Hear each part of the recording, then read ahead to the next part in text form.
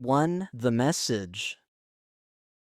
I still don't know what surprised me more that morning, the strange job advertisement or the text message that pushed me to read it. The sun had barely started heating the rooftops of Bushwick when my phone buzzed on the wobbling desk in my overheated apartment. I was trying to finish an article before the place turned into a sauna. The message came from an unknown number. No greeting, no explanation. Just, check the job posting I just sent you. Might be perfect, urgent. Attached was a link to a job platform I'd used often but never paid for.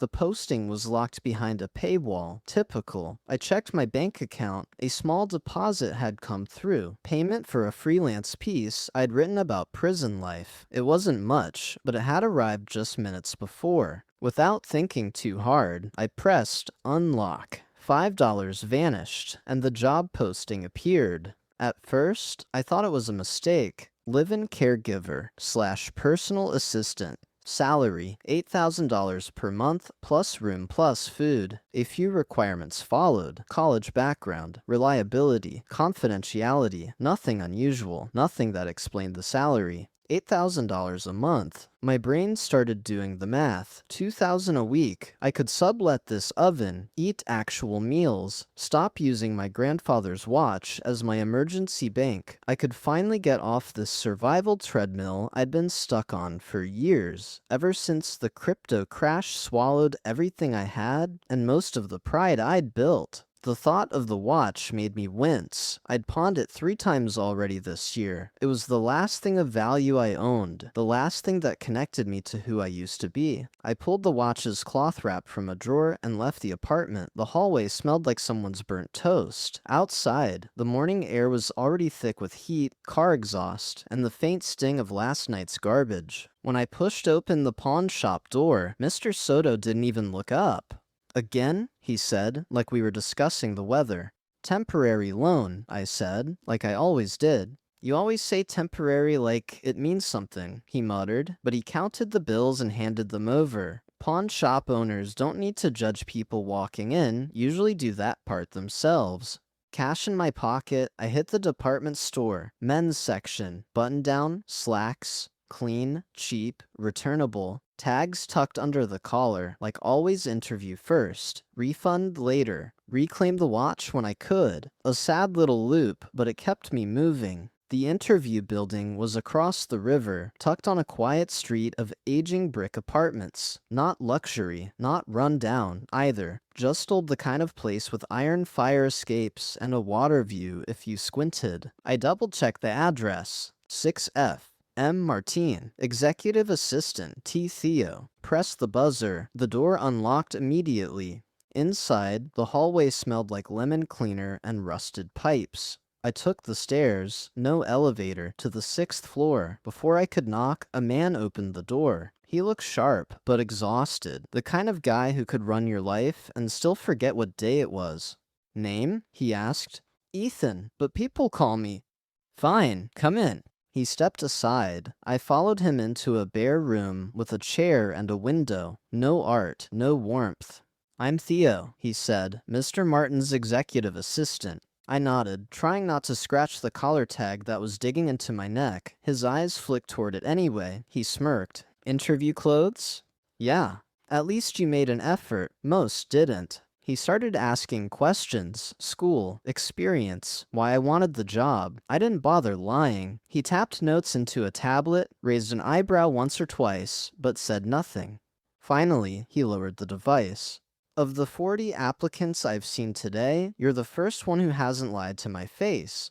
He didn't say if that was good or bad. The old man will see you. He's rejected nearly everyone else. Brace yourself. He led me down a short hall. When he opened the bedroom door, cold air hit me. Not refreshing, medicinal. The room smelled like antiseptic, and something faintly metallic machines hummed in the corners. On the bed lay a man who looked both breakable and dangerous, like something sharp trapped inside a failing body.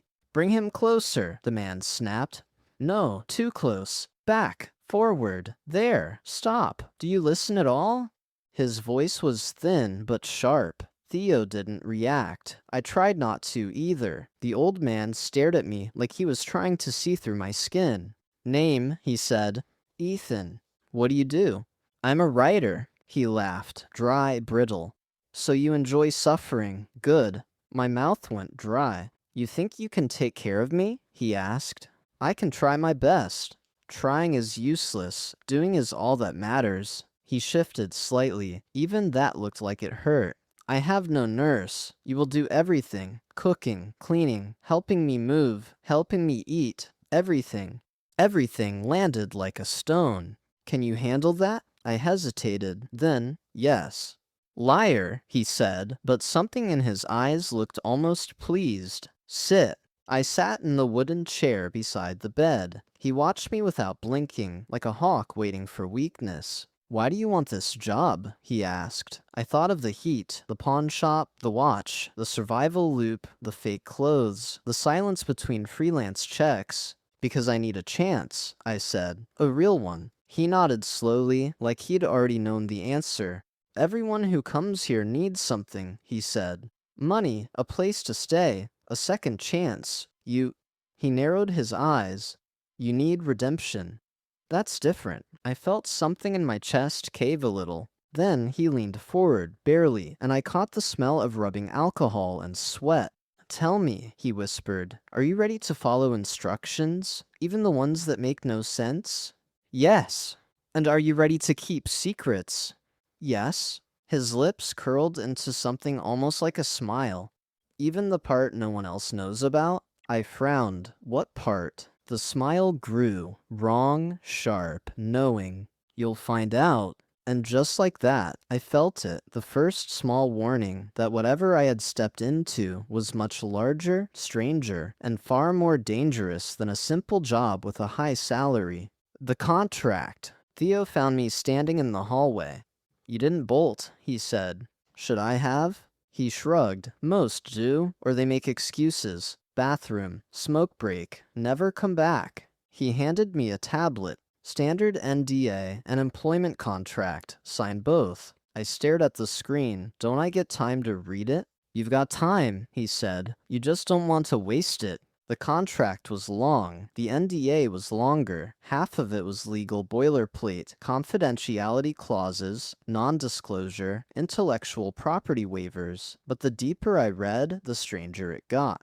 Section 12. Employee agrees to carry out all instructions as given, regardless of context, legality, or perceived rationality. Section 17. Employee shall not disclose the existence of this contract, employer, or nature of employment to any third party, including law enforcement, under any circumstance. Section 19. Employee waives the right to leave employment without formal release from employer. I looked up. This is insane.